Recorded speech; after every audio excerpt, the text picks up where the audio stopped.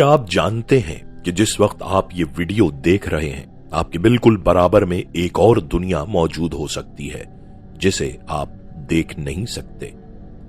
जदीद साइंस आज जिस मुतवाजी कायनात या डायमेंशंस की तलाश में सरगर्दा है, कुरान हकीम ने 1400 साल पहले इसे आलमीन कहकर पुकारा था। आज की इस वीडियो में हम चंद अहम तहकीकात का जायजा लेंगे जो आपके होश उड़ा देंगी। हम जानेंगे कि क्या वाकई कायनात में 18,000 जहान मौजूद हैं, क्या जिन्नात किसी दूसरी डायमेंशन की मखलूक हैं, और क्या इस कायनात में कहीं आपका अपना एक हमजाद भी बसता है। हकीकत और साइंस के इस अनोखे सफर के लिए तैयार हो जाइए, क्योंकि आज हम इन पर्दों को उठाने वाले हैं जो सदियों से इंसानी अक्ल पर पड़े हुए हैं। क्या आपने कभी सोचा है कि हम जिस दुनिया को देखते हैं क्या हकीकत सिर्फ वहीं तक महदूद है? जदीद साइंस आज जिस तसव्वुर को डायमेंशंस या जहतें कहती है, कुरान हकीम ने इसे 1400 साल पहले ही आलमीन के खूबसूरत लफ्ज से बयान कर दिया था। साइंस कहती है कि इंसान सिर्फ 3 जहतों यानी 3D को देख सकता है, लेकिन रियाजी और फिजिक्स जैसी स्ट्रिंग थ्योरी ये साबित करती है कि कायनात में 10 या इससे भी ज्यादा डायमेंशंस मौजूद हो सकती हैं। ये वो पर्दे हैं जो हमारी नजरों से ओझल हैं, लेकिन हकीकत में वजूद रखते हैं। कुरान पाक का आगाज ही इस आयत से होता है, अल्हम्दुलिल्लाह रब्बिल आलमीन। तमाम तारीफें उस अल्लाह के लिए हैं जो तमाम जहानों का रब है।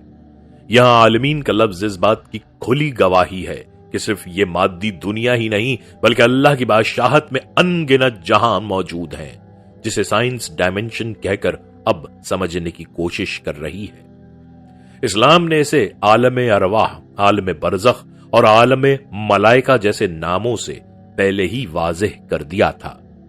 कुरान के मुताबिक जिन्नात और फरिश्ते हमारे इर्द गिर्द मौजूद हैं, लेकिन हमें नजर नहीं आते। साइंस के मुताबिक अगर कोई मखलूक 4थी या 5वीं डायमेंशन में हो तो वो हमारे सामने होकर भी हमें नजर नहीं आएगी। ये तजाद नहीं बल्कि एक ही हकीकत के 2 नाम हैं। साइंस अभी उन जहानों के दरवाजे ढूंढ रही है, जबकि मोमिन का ईमान है कि अल्लाह इन तमाम पोशीदा हकीकतों का खालिक और मालिक है। ये कायनात इतनी सादा नहीं जितनी नजर आती है। जब हम कुरान और साइंस का मुताला करते हैं तो हमें एहसास होता है कि रब्बुल आलमीन की तख्लीक कितनी अजीम और वसी है। हमें अपनी महदूद सोच से निकलकर इन अजीम सच्चाइयों पर गौर करना चाहिए जो हमारी रूह और ईमान को ताजगी बख्शती हैं। कुरान हकीम की पहली ही सूरत में रब्बुल आलमीन का जिक्र हमें एक ऐसी वसत की तरफ ले जाता है जिसका तसव्वुर करना इंसानी अक्ल के लिए मुश्किल है। कदीम मुफस्सिरीन खासतौर पर हजरत इब्न अब्बास और वहब बिन मंबा इस बात पर मुत्तफिक थे कि कायनात सिर्फ इस मादी दुनिया तक महदूद नहीं है जिसे हम देखते हैं। इनके नजदीक आलमीन की तादाद 18,000 या इससे भी जायद है। यहां अहम नुक्ता यह है कि यह 18,000 जहां महज खला में बिखरे हुए सितारे नहीं हैं, बल्कि ये अलग अलग हकीकतें यानी रियलिटीज हैं। साइंस की इस्तिलाह में इसे मल्टीवर्स के करीब तर समझा जा सकता है। इनमें से कुछ जहां नूरानी हैं, जहां फरिश्ते बसते हैं, कुछ नारी हैं जहां जन्नात का बसेरा है, और कुछ ऐसे हैं जिनकी मिट्टी और हवा हमारे कवानीन फितरत से बिल्कुल मुख्तलिफ है। इमाम जाफर सादिक से भी मरवी है कि इस जमीन के अलावा भी ऐसी जमीनें हैं जहां अल्लाह की ऐसी मखलूक बसती है जो गुनाह से ना आशना है। ये वसत हमें यह बताती है कि इंसान कायनात का वाहिद मरकज नहीं है, बल्कि हम अल्लाह की एक वसी तरीन सल्तनत का एक छोटा सा हिस्सा है। ये जहां एक दूसरे के मुतवाजी भी हो सकते हैं और एक दूसरे के अंदर तहों की तरह भी, जिनका राब्ता सिर्फ अल्लाह के हुक्म से ही मुमकिन है। कुरान में जिन्नात के बारे में इरशाद है कि वो तुम्हें वहां से देखते हैं जहां से तुम उन्हें नहीं देख सकते। यह आयत जदीद फिजिक्स के हायर डायमेंशनल ज्योमेट्रिक नजरिए की बेहतरीन वजाहत है। अगर हम फर्ज करें कि कायनात 4 या 5 जहतों यानी डायमेंशंस पर मुश्तमिल है, तो 3 जहतों यानी लंबाई, चौड़ाई, ऊंचाई में कैद इंसान उन मखलूकात को नहीं देख पाएगा जो इससे ऊपर की जहत में रहती हैं। इसे एक मिसाल से समझें। अगर कोई मखलूक किसी कागज यानी D2 पर रहती हो तो वो 3 जहती मखलूक यानी इंसान को कभी मुकम्मल नहीं देख सकेगी। लेकिन इंसान उसे हर तरफ से देख सकेगा। इसी तरह जिन्नात हायर डायमेंशन में होने की वजह से हमारी मादी दीवारों, बंद कमरों और इंसानी जिस्मों के आर पार देख सकते हैं। इनका वजूद लतीफ है, यानी वो एटमी जर्रात के दरमियान मौजूद खाली जगहों से गुजरने की सलाहियत रखते हैं। साइंस ऐसे क्वांटम टनलिंग या डार्क मैटर से जोड़ने की कोशिश करती है। यह साइंसी नुक्ता हमें बताता है कि जिन्नात का वजूद कोई वहम नहीं, बल्कि कायनात की उस पेचीदा साख्त का हिस्सा है जिसे हमारी महदूद आंखें इसलिए नहीं देख पाती क्योंकि इनका ऑप्टिकल स्पेक्ट्रम सिर्फ एक खास हद तक महदूद है। सूरह तलाक की आयत नंबर 12 में अल्लाह ताला फरमाता है कि अल्लाह वो है जिसने 7 आसमान पैदा किए और जमीनें भी इसी की मानिंद। हजरत इब्ने अब्बास ने इसकी तफसीर में जो बात कही वो आज की जदीद तरीन फिजिक्स यानी स्ट्रिंग थ्योरी की बुनियाद लगती है। उन्होंने फरमाया कि हर जमीन में तुम्हारे जैसा एक आदम, एक नूह और एक ईसा मौजूद है। यह बयान इस बात की तरफ इशारा करता है कि कायनात में हमारी जमीन की बिल्कुल कॉपी या मुतवाजी जमीनें मौजूद हो सकती हैं।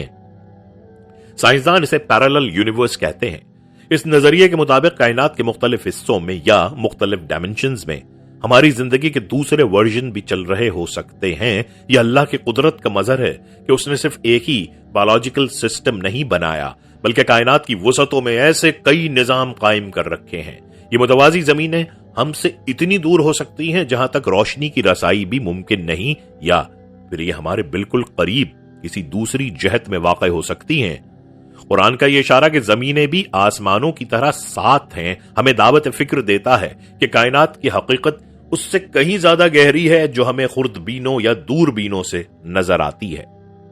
वाक़या मेराज इंसानी तारीख का सबसे बड़ा साइंसी और रूहानी मौजज़ा है।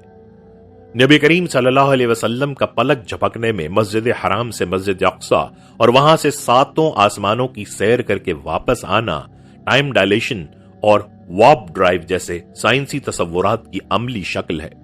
आइंस्टाइन के नजरिए के मुताबिक जब कोई शय रोशनी की रफ्तार के करीब पहुंचती है तो उसके लिए वक्त रुक जाता है। मेराज के सफर में भी वक्त की रफ्तार जमीन के मुकाबले में बिल्कुल बदल गई थी। नबी सल्लल्लाहु अलैहि वसल्लम ने हजरत मूसा को उनकी कब्र में नमाज पढ़ते देखा और फिर आसमानों पर भी उनसे मुलाकात की। ये इस बात का सबूत है कि हायर डायमेंशंस में वक्त एक सीधी लकीर यानी लीनियर नहीं रहता, बल्कि एक दायरे की तरह हो जाता है जहां माजी और हाल एक ही मकाम पर मिल सकते हैं। साइंस इसे वर्म होल्स कहती है, जो खला में वो रास्ते हैं जो अरबों नूरी साल का फासला सेकंडों में तय करा देते हैं। मेराज का यह सफर हमें सिखाता है कि कायनात के मादी कवानीन यानी लॉज ऑफ फिजिक्स हतमी नहीं है, बल्कि ये अल्लाह के हुक्म के ताबे हैं, और जब खालिक कायनात चाहे तो वो इन कवानीन को मुअत्तल करके अपने बरगजीदा बंदों को उन हकायक का मुशाहिदा करा सकता है जिन तक साइंस की रसाई शायद कभी मुमकिन ना हो। जदीद दौर में यूट्यूब और सोशल मीडिया ने मालूमात तक रसाई तो आसान कर दी है, लेकिन इसका एक बड़ा नुकसान यह हुआ है कि लोग डीप रिसर्च के बजाय सनसनीखेज और मुख्तसर मालूमात को तरजीह देते हैं। फुरकान कुरैशी ने अपनी तहकीकी वीडियोस जैसे जुल्करनैन और हिरत के दरवाजे के दौरान यह महसूस किया कि नाजरीन की एक बड़ी तादाद सिर्फ पोर्टल्स, जिन्नात या जादुई किस्सों में दिलचस्पी रखती है, जबकि उनके पीछे छुपी तारीखी सच्चाइयों और कुरानी हिकमतों को बोझ समझती है। इल्म हासिल करना एक इबादत है और इसमें मुशक्कत दरकार होती है। जब हम किसी इल्मी मौजू को सिर्फ तफरीह के लिए देखते हैं तो हम उसकी रूह को खो देते हैं। रिसर्च में सोर्स क्रिटिसिज्म बहुत अहम होता है, यानी यह देखना कि मालूमात कहां से आ रही हैं। जब नाजरीन रिसर्चर पर दबाव डालते हैं कि सिर्फ वही बताए जो वो सुनना चाहते हैं तो इल्मी दयानतदारी मुतासिर होती है।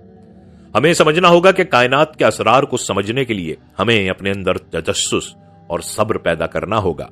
सिर्फ क्या हुआ जानना काफी नहीं, बल्कि क्यों और कैसे हुआ जानना ही असल इल्म है। यह नुक्ता हमें सिखाता है कि इल्म के तालिब को सतहीपन से निकलकर हकायक की गहराई में गोता लगाना चाहिए। सीरत रसूल सल्लल्लाहु अलैहि वसल्लम पर बात करना कायनात का सबसे ज्यादा जिम्मेदारी वाला काम है। इसमें एक छोटी सी गलती भी ईमान के लिए खतरा बन सकती है। فرقان قریشی نے جب سیرت پر کام شروع کیا تو انہیں سب سے بڑی مشکل یہ پیش آئی کہ لوگ مستند احادیث یعنی بخاری و مسلم کو بھی اپنے مخصوص فرقہ وارانہ نظریات کی وجہ سے رد کر دیتے تھے۔ سیرت کو پڑھنے کے لیے ایک غیر جانبدارانہ اور علمی ذہن کی ضرورت ہوتی ہے جو صرف سچ کی تلاش میں ہو۔ سیرت نگاری میں مرفوع احادیث یعنی وہ باتیں جو براہ راست نبی صلی اللہ علیہ وسلم سے منسوب ہوں سب سے زیادہ اہمیت رکھتی ہیں، لیکن افسوسناک بات یہ ہے کہ آج کا مسلمان علم حدیث کی اصطلاحات سے ناواقف ہونے کی وجہ سے اکثر جھگڑوں میں پڑ جاتا ہے۔ سیرت کا مطالعہ صرف معجزات تک محدود نہیں رہنا چاہیے بلکہ اس میں نبی صلی اللہ علیہ وسلم کی انتظامی صلاحیتوں، جنگی حکمت عملیوں اور سماجی اصلاحات کو بھی سائنسی بنیادوں پر پرکھنا چاہیے۔ سیرت پروجیکٹ کی بندش کا مقصد پیچھے ہٹنا نہیں تھا بلکہ خود کو مزید تیار کرنا تھا تاکہ جب دوبارہ یہ کام شروع ہو تو وہ اتنا مستند اور جامع ہو کہ ہر مکتب فکر کا انسان اس علم کی روشنی میں تسلیم کرے۔ آج پوری دنیا میں یو ایف اوز اور ایلینز پر بحث ہو رہی ہے، لیکن اگر ہم اسلامی تاریخ کا مطالعہ کریں تو ہمیں 1400 سال پہلے ہی ایسی رپورٹیں ملتی ہیں۔ حضرت ابن عباس نے ایک ایسے واقعے کا تذکرہ کیا جہاں ایک شخص نے صحرا میں آسمان سے ایک ایسی چیز اترتے دیکھی جو شکل میں کسی پرندے جیسی نہیں تھی لیکن وہ ایک ذہین مخلوق معلوم ہوتی تھی۔ یہ مشاہدہ آج کے کلوز انکاؤنٹر سے ملتا جلتا ہے۔ تاریخ میں ایسی کئی مثالیں موجود ہیں جہاں آسمان پر عجیب و غریب روشنیاں اور اڑنے والے اجسام دیکھے گئے۔ اسلام ہمیں بتاتا ہے کہ اللہ کی مخلوق صرف انسان، جن اور فرشتے نہیں ہیں۔ قرآن کہتا ہے اور وہ ایسی چیزیں پیدا کرتا ہے جن کا تمہیں علم نہیں۔ یہ لا یعلمون یعنی جس کا علم نہیں والی مخلوقات دوسری کہکشاؤں یا ڈائمینشنز میں ہو سکتی ہیں۔ سائنس اب ان کی تلاش میں ہے جبکہ اسلام نے پہلے ہی کائنات کو آباد قرار دیا ہے۔ یہ اڑتی ہوئی چیزیں یا غیر عرضی مشاہدات دراصل ان پیچیدہ جہانوں کے ساتھ رابطے کی کوشش ہو سکتی ہیں جنہیں اللہ کے حکم سے کبھی کبھار کچھ انسان دیکھ لیتے ہیں۔ یہ نقطہ ہمیں کائنات کی تنہائی کے خوف سے نکال کر اس کی عظمت کی طرف لے جاتا ہے۔ آخری نقطہ بہت گہرا ہے جو انسانی انا یعنی ایگو کے خاتمے کی بات کرتا ہے۔